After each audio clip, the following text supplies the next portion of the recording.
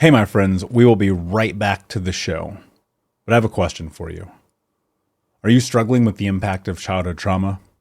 Well, know that you're not alone. I'm here to let you know that I'm starting a brand new weekly coaching group that includes a year of life coaching, accountability, support, habit and goal setting, and more. I'm starting a waitlist for the group right now, and I'm only taking a handful of people. And I'll let you know that through this personalized coaching, we'll work together to help you understand how your childhood trauma has shaped your beliefs, behaviors, emotions, and will help you create a roadmap for healing and growth. Right now, you can schedule an absolutely free coaching session with me and get put on the wait list if you go to thinkunbroken.com. My friends, it's your time to turn your trauma into triumph, breakdowns into breakthroughs, and become the hero of your own story. And I'm here to support you in doing that. Just go to thinkunbroken.com to register for a free coaching call with me and to get put on the wait list for the brand new weekly coaching program. Hey, my friends, we will be right back to the show. But I have a question for you. Are you struggling with the impact of childhood trauma? Well, know that you're not alone. I'm here to let you know that I'm starting a brand new weekly coaching group that includes a year of life coaching, accountability, support, habit and goal setting, and more. I'm starting a waitlist for the group right now, and I'm only taking a handful of people.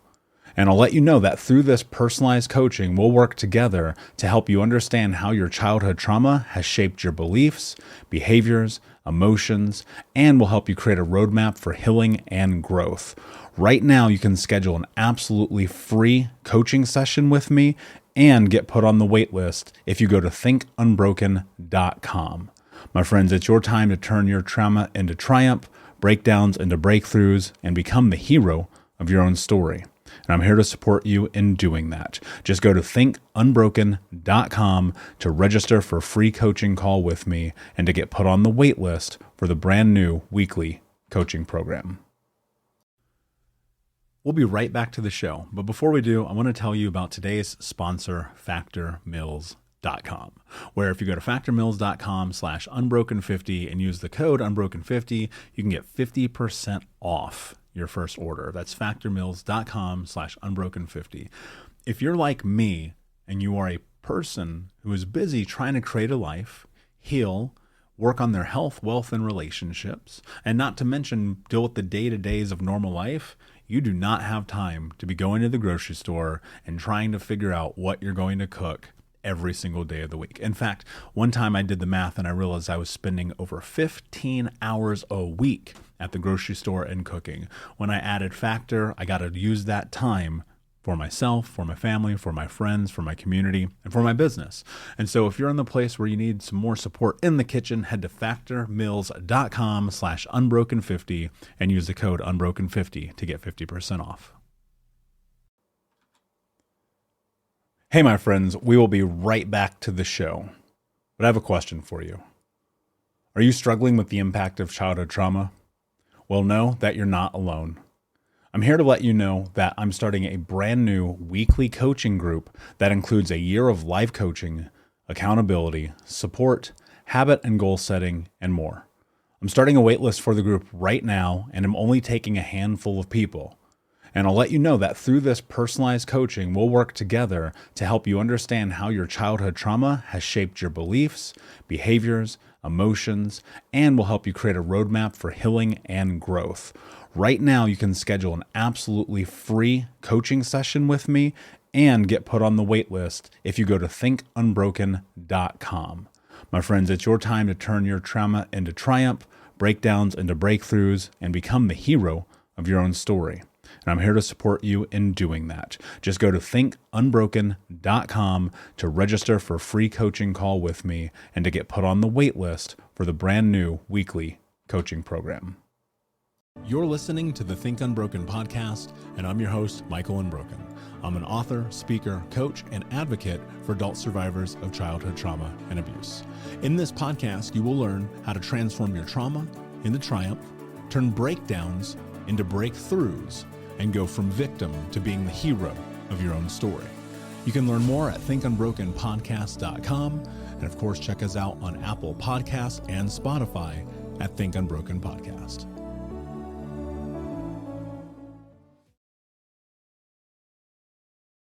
Hey, what's up, Unbroken Nation? Hope that you're doing well wherever you are in the world today. I'm very excited to be back with you with another episode with my guest, Dr. Caroline Leaf. Dr. Leaf, it is an absolute pleasure to have you here today. How are you, my friend? Oh, thank you so much, Michael. It's wonderful to be with you. I'm doing really great and very excited to have a conversation. You were telling me a little bit about your backstory, and I've read about you, and it's an amazing, amazing story. So I'm excited to dive in and explore. Well, and thank you. And a lot of this has been possible because of people like you, the understanding that I've now been able to gain in neuroscience, understanding the power of the brain, and really just kind of forcing myself into changing my life. And that's kind of the crux of this show is I want to be able to do that for other people. And so I'm going to come out just swinging and just go straight into this. I would love if you would start by defining neuroplasticity for us.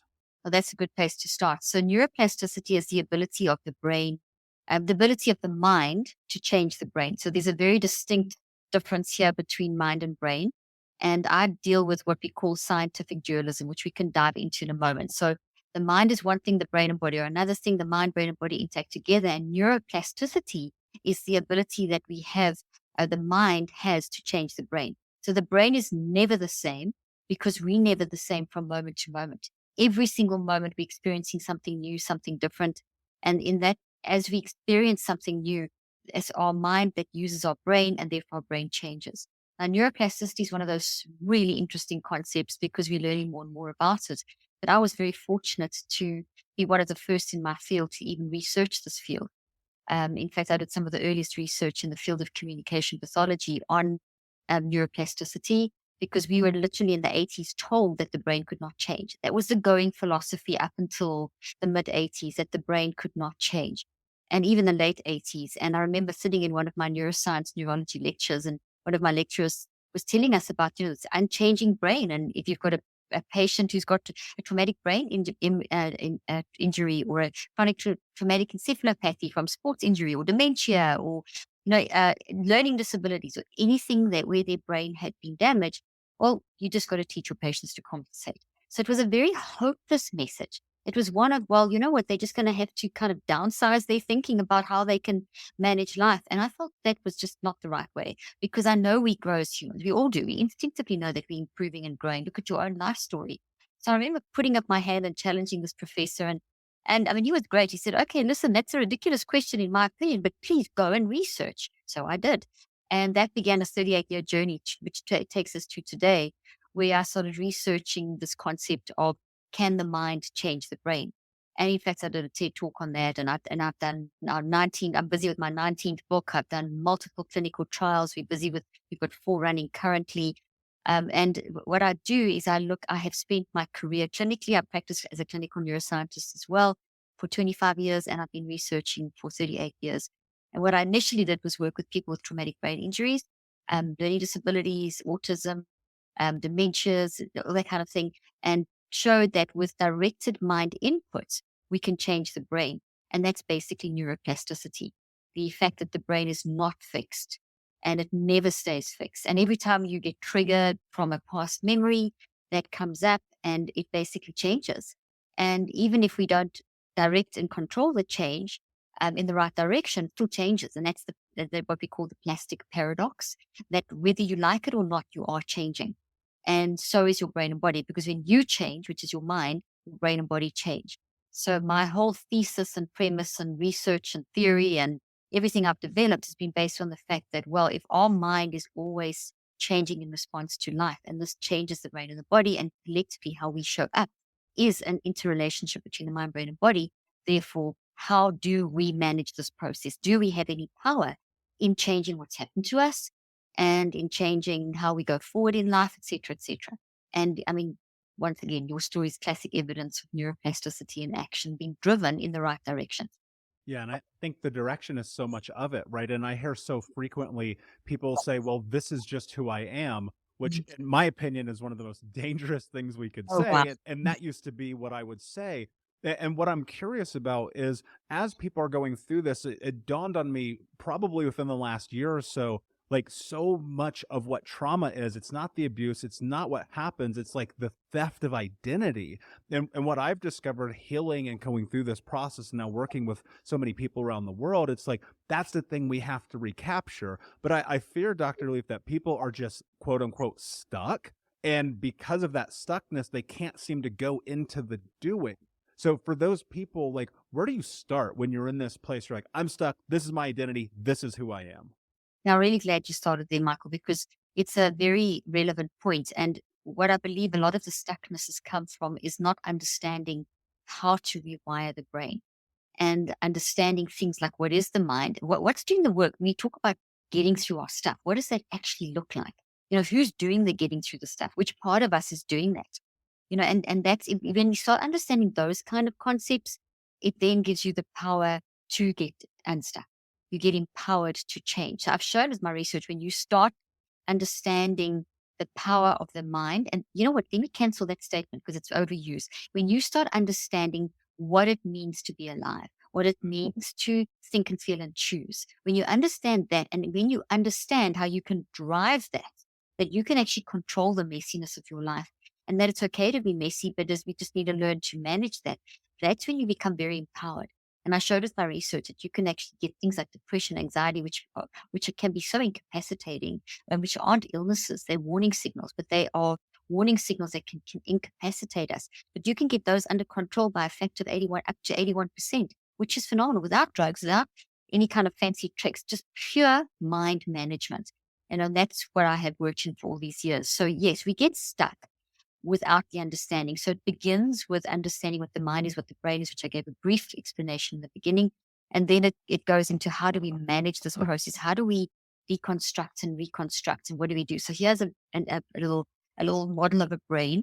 And it's most people think the mind and the brain are the same thing. People will talk about them, and it's totally understandable because that's the languaging for the last 40 years. The languaging has been very much around the brain and the mind and the brain, but as though they're the same thing. We also get so many messages through the media that the brain is producing the mind, or the thoughts come from the brain. And that's not totally accurate, because if you did, nothing happens with your brain. It just disintegrates.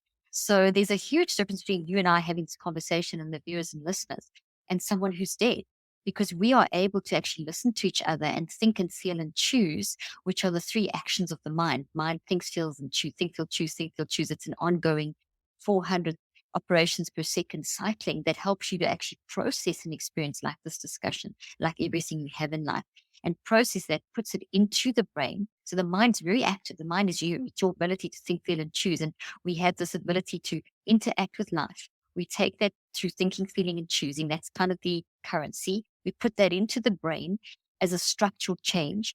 And that then changes, sends a message to the body. And that's why it's stored in the body. And we can talk a bit about that with PTSD and complex PTSD and so on. And then that combination of mind, brain, body then produces you. So it produces what you say, what you do, how you show up. So if we take that process and we look at, okay, how am I showing up? I'm showing up stuck. I'm showing up stuck. I'm doing the same things, the same patterns, the same things over and over. So now we need to realize, okay, well, let me look at that pattern objectively. Let me stand back and observe myself and give myself grace, and first say to myself, it's okay to be a mess. It's okay to be stuck. That's okay. That's how you're showing up. That's not who you are. That's not your identity, even though it may feel like your identity, even though you may feel like you've been stuck for years and years in the same thing, that you want to say things like, this is who I am. It's not actually who you are. It's who you are at the moment because of. There's a massive because of behind that. Your childhood trauma was a massive because of that, produced your initial part of your life, which then, you got to a point where you shifted and changed. And, you felt you were reacting to life, because when we have things happen to us, we wire that into our brain and we try and cope. And sometimes it's just so terribly painful, like you experienced, that we wire toxic coping mechanisms into our brain. So when an experience is wired into the brain in a toxic way, it looks like this wiry tree. All the proteins are misfolded and everything's all weird and wrong, versus a healthy experience. This discussion is a healthy thought that you're growing. This would be a toxic thought. And this impacts how you function. And it's a coping mechanism. The experience is in the roots. Like anything starts with a root and then grows. This then grows into how you see yourself, then this collectively is how you're showing up. And whatever this is, whatever the story is, which in your case was all that trauma you experienced as a child, showed up, and it wouldn't have just been one, it would have been multiple of these, showing up every day in your emotions, your behaviors, what you're saying to your body sensations, because memory builds in the brain and the body, and also your perspective on life. And those are signals that then impact your interaction with others, your relationships, what you do, etc., etc., etc. And when it's so painful, those signals are coping mechanisms that aren't always the most valuable. And especially when the more painful it is, the more we try and suppress. So medications, drugs, sex, whatever, alcohol, you name it, anything just to numb the pain. But then eventually you hit a point where you realize it's not working because this is still there. The driving force is still there. And what's very interesting, Michael, in terms of this whole process is that 90 up to 95% of how you show up every day is based upon what has been built into your non-conscious mind by your mind. And your non-conscious mind, NON, is the non-conscious, NON, not unconscious. That's when you're sleeping and knocked out. Non-conscious is a very, very active part of mind, your biggest part of your mind, and it drives how you function. So basically, everything about every experience you've ever had has 95% of that, if not more, has wired in through your non-conscious, through your mind, into your non-conscious mind, and that's driving you. So 95% of how you show up every day is being driven by stuff that you weren't even consciously aware of building inside of you. Only between 1% and 5% of how you show up is consciously where you've consciously focused on something, like choosing to stick on Facebook for hours or TikTok for hours or read so much negative news or whatever the case may be. So if we think about that, that means that a lot of how we are showing up through the signals are attached to an experience or found in the root. These are impacting how we function. So we have to, and what we have as an ability as humans is to tune in to our signals in order to find what the signals are attached to, in order to to destabilize the neural networks, take the energy and power and emotional sting out of these by tracking down to the cause. You don't try and find out why. Like to try and find out why, for example, a child is sexually abused, or why what happened to you happened and the people in your life that hurt you. You're never going to understand because they're coming from their own trauma, and you're going to get very stuck trying to understand why someone did something. But you do want to understand, okay, the reason I'm battling with a relationship, or the reason I'm in the state of just constantly feeling like I'm panicking, or I can't sleep, I can't function, however it's showing up in your life, the patterns. There's a reason. It's because of what you've gone through. And therefore, I have to get to a point where I'm comfortable with the uncomfortable, where I recognize, okay, this is what happened. This is my story. And I need to honor that, but I don't need it to control me. It happened on this 95% level. There was obviously a level of conscious awareness of that when it was happening. And then but you didn't consciously choose to have those experiences, but you were conscious of what it was doing to you. But we don't always realize that the non-conscious impact of how these filter into how we show up in life. So if we can start training ourselves, and it's never too late, to self-regulate through looking at our signals to track to this thought, starting with the top part, which is our interpretation of ourselves and our identity, our value systems, how we think and feel and choose and see ourselves in relationships and the rest of it, where that comes from. In that systematic process of going from the signal to the thought and working down your way down the tree, you then are systematically weakening the neural wiring in your brain. You're weakening the structural changes in every cell of your body, and you are weakening the gravitational fields in the mind, because the memory is also in the mind. So it's in 3 places. So this systematic work over time weakens all those fields, and it doesn't take your story away, because what happened to you, it never goes away. But notice how I'm moving it down, and I don't have my small tree here, but I'm going to do to the point where you can hardly see it. As I work over time in the systematic way, I rebuild a new healthy version. So I can't change what's happened to me, but I can change what's in me. And that is mind management, which involves the self-regulatory process, which we can develop. It's in us. It's part of our resilience, but we have to develop it. And it starts with us really giving ourselves permission. First of all, it's okay to be a mess. That's not who I am. It's okay to have negative. No emotion is an illness. No emotion is bad. Every emotion is telling us something. Let me embrace my signals in order to find the message, in order to reconstruct into something that I can handle. And that is process over time. So let me stop there, and then we can dive into a little bit into about the process. I'm sure you'd like to unpack something of what I've said. Yeah, for sure. Well, I mean, there's so many places that you can go in that because there's so much depth and scope about this process. And the thing that came to mind is I heard this word, you used it a couple of times. You said control.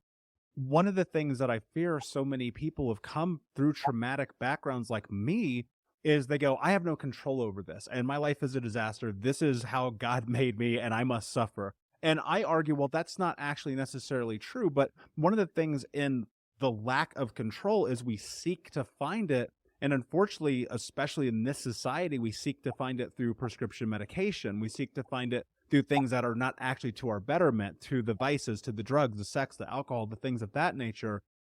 Where does control of your own mind really play a role in this? So this is also you asking amazingly good questions. The control is one of those words that when someone and you can really relate to this. And anyone who's listening who's been in a dark place, and including, and we've all got our stories, when you're in the depths of despair, the last thing you feel like you have is control. And that's often where support from others comes in. But then there might be cases where you're in a situation which, Michael, I don't know your full story, but just knowing, working in years of trauma with people, sometimes there is no support. And so therefore you really are on your own. And you can't really see things. And at that moment you do feel complete. I mean, a child who's constantly being abused or going through the most horrific things, where's the control there? And so that then is a child that will go into adulthood with most likely the coping mechanisms to protect oneself, which is, maybe they had to learn to fight back, or as you say, numb the pain with anything that takes away that pain. And then enter us into our current society where people's stories are no longer really heard, except in a few environments like, the work I do, what you do, etc. You go into the traditional biomedical system, of which, I've been a part, but not in, I do it differently. Obviously, as a practicing clinically, I'm coming from a different angle, but the traditional system is one of, okay, well, tell me your symptoms and let's find you a diagnosis and let's give you a treatment.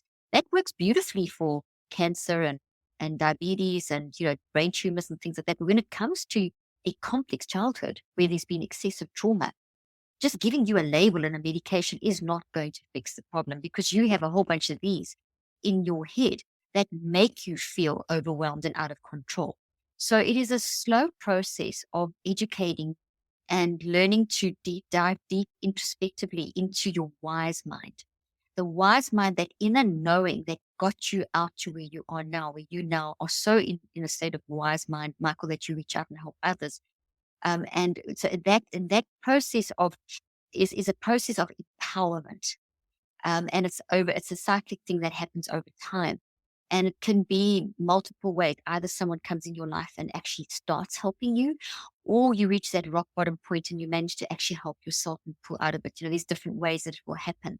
But hopefully most people reach, and according to the research, oopsie, my little tree's falling over, 3/4 of people will actually reach the point that you have, where they've gone through complex trauma and will get through it with lingering effects. But those lingering effects do not have to be the effects that live with you for the rest of your life, because our current now biomedical model messaging is, okay, well, you are depressed because of a broken brain.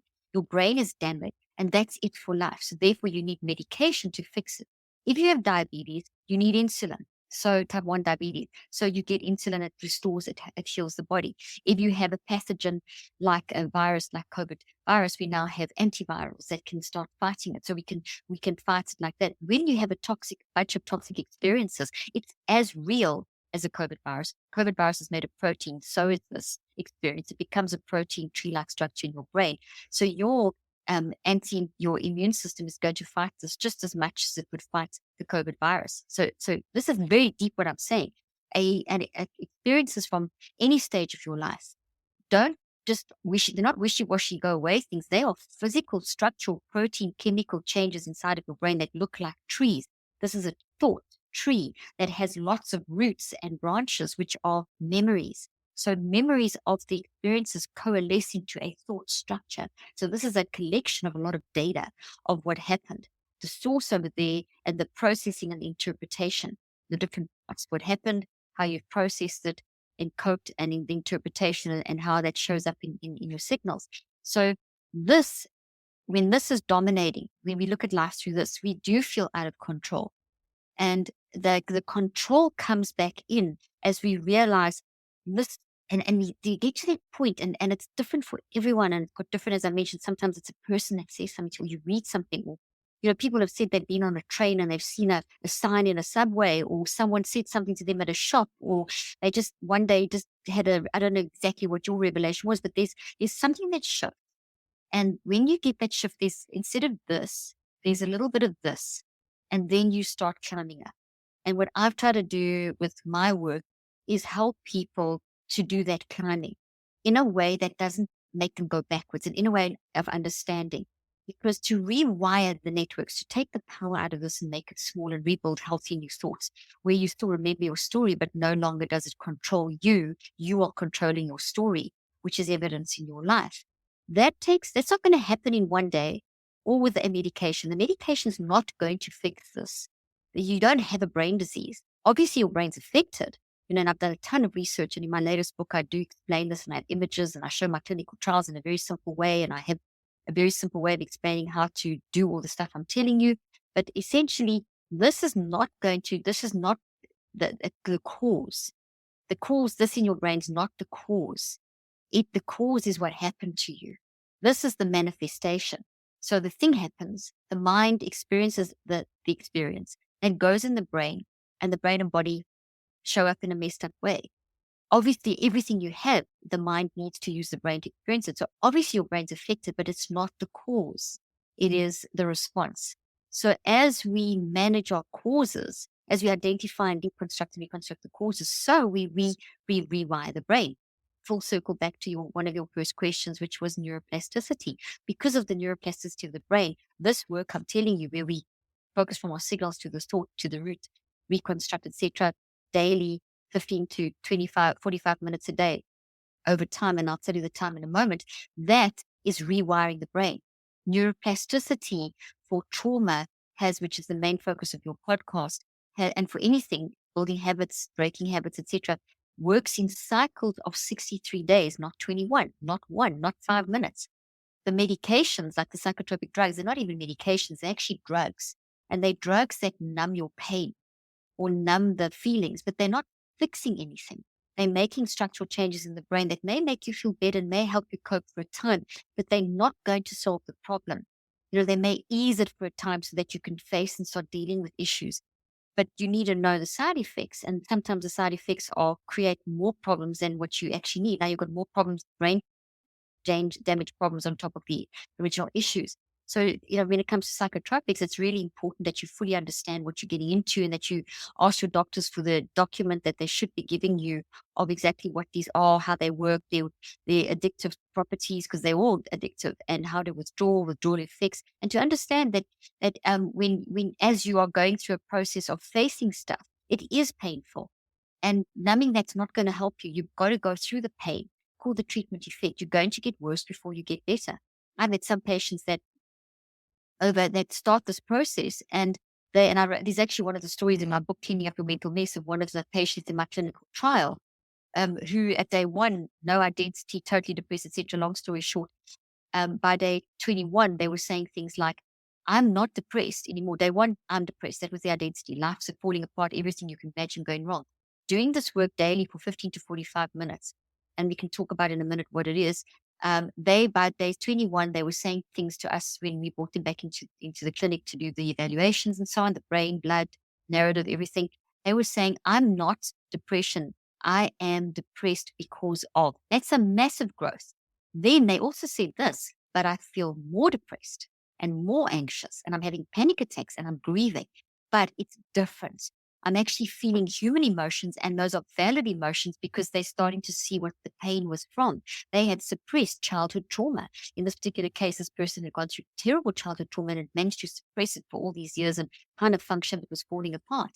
And because these are volcanic, eventually they will explode in your life. Eventually these things will explode. You can suppress for a certain amount of time, but they will eventually explode. And that's what had happened in this person's life. And so they started shifting, but by learning to get control back slowly in these cycles, they started seeing increased depression and grieving as an element of control, because they said, okay, I know I'm depressed because I can see that what I went through. So therefore I should be feeling depressed. That's a very normal human response to those terrible things that I went through in childhood or whatever, and grieving the lost time. And I mean, I'm sure you can relate to this, Michael. So that's growth. But in this society, the minute you feel those, you sicko, there's a disease coming back. You don't have a disease. You're trying to process life experiences, and it will get worse before it gets better, but then it does start changing. And this is why it's so important that you work for the beyond 21 days. Everyone says 21 days. It's not 21 days. 21 days does a major shift. You'll bring things up and you'll start seeing the changes, and you'll start building a new way of thinking, etc., etc. But if you don't push on for another 42 days, that new little thought is way too small to override this one. You need the extra energy taken from this and put in so that this becomes nice and big and strong. And I'm going to put two next to each other so you can see it becomes nice and strong. Only when the new thought is nice and strong, which takes another 42 days, totaling 63, are you then going to remember your story, but you're not going to be functioning from your story. You're going to be functioning from the new way of thinking. And that process brings control. I love that. And I love everything that you just said. And there is some truth to this idea that you do have to suffer your way into health. And when I hit my rock bottom at 25 years old, I was 350 pounds, smoking 2 packs a day, drinking myself to sleep. And, I put a gun in my mouth. I was done. And it's amazing. 11, almost 12 years later, here I am having this conversation with you because I made a declaration to myself. I said, what are you willing to do to have the life that you want to have? And the answer ultimately became no excuses, just results. And what that meant to me in that moment was I'm going to show up every single day, do the hard things, suffer, unfortunately, in through the healing, and be able to do that thing and becoming the hero of my own story. Dr. Leif, I want to push people to go and investigate your research and your books. I've read them all. It's been a huge transformative process in my life just to consume your information. For the sake of time, and I want to respect your time, I know we can't go into depth, but can you tell everyone where they can find you before I ask you my last question? Absolutely. Well, drleaf.com is my website. My social media handles, including TikTok, are Dr. Caroline Leaf. So I'm on TikTok as well. So all the normal platforms, Instagram, etc. I have a podcast called Cleaning Up a Mental Mess, where I teach you a lot of stuff. And then my latest book is this one, Cleaning Up a Mental Mess. And the app that I have is called Neurocycle, which pretty much takes all these systems that I've developed, which you do daily over these cycles of time, to help heal and rewire the brain. That's all been put into my app, which we're constantly adding and updating. And that's available on iTunes and Google Play. I think that's a good start. So It is. And of course, we'll put all the links in the show. And I have consumed all of this information. I can promise you it's been transformative for me. My last question for you, my friend. What does it mean to you to be unbroken? I love that question. For me, it's learning to recognize and accept that it's okay to be a mess. It's such a human thing that we have this messy part of our mind that's operating all day long because of our free will. And that's how we experience life and be messed. But in the messiness, accepting the messiness and giving myself permission to be messy, I can then repair and grow. And for me, that's what unbroken means. It's being accepting, giving myself the permission to be a mess and not seeing depression and anxiety or frustration or anything that I do that's stupid or whatever as, that's the end of it. That's who I am. It's just, how I'm showing up. And this is how I can manage it. So mind management, along with accepting the mess and then managing the mess, is absolutely, I do this. I do my stuff all the time. I mean, I love this. The concept is called neurocycling, the 5 steps that are the system that I do every single day. And I'm always in a 63-day cycle. And then I use it all day long because day-to-day struggles. You can do the big stuff where you work on the big work all day long. And then you're facing stuff all day long. Things happen all day long. So I use the neurocycling in a quick version. And I teach you how to do that in the book and the app all day long. And that has helped me, Michael, to be unbroken. I really practice what I preach. I love it. Thank you so much for being here, my friend. Unbroken Nation, thank you so much for listening. Please like, subscribe, comment, share, tell a friend. And until next time, my friends, be unbroken. I'll see you. Thank you so much for listening to Think Unbroken. Please share this episode with someone who could use it and help us move forward in our mission of ending generational trauma in our lifetime. And if you would, please take 5 seconds to pop on iTunes or Spotify, hit that 5-star, leave a review, and you can also reach out to us on social at Michael Unbroken or at Think Unbroken. And of course, you can check out our YouTube channel at Think Unbroken. Thank you for being a part of Unbroken Nation, my friends, and until next time, be unbroken. Hey, my friends, we will be right back to the show, but I have a question for you. Are you struggling with the impact of childhood trauma? Well, know that you're not alone. I'm here to let you know that I'm starting a brand new weekly coaching group that includes a year of live coaching, accountability, support, habit and goal setting, and more. I'm starting a waitlist for the group right now, and I'm only taking a handful of people. And I'll let you know that through this personalized coaching, we'll work together to help you understand how your childhood trauma has shaped your beliefs, behaviors, emotions, and will help you create a roadmap for healing and growth. Right now, you can schedule an absolutely free coaching session with me and get put on the wait list if you go to thinkunbroken.com. My friends, it's your time to turn your trauma into triumph, breakdowns into breakthroughs, and become the hero of your own story. And I'm here to support you in doing that. Just go to thinkunbroken.com to register for a free coaching call with me and to get put on the wait list for the brand new weekly coaching program.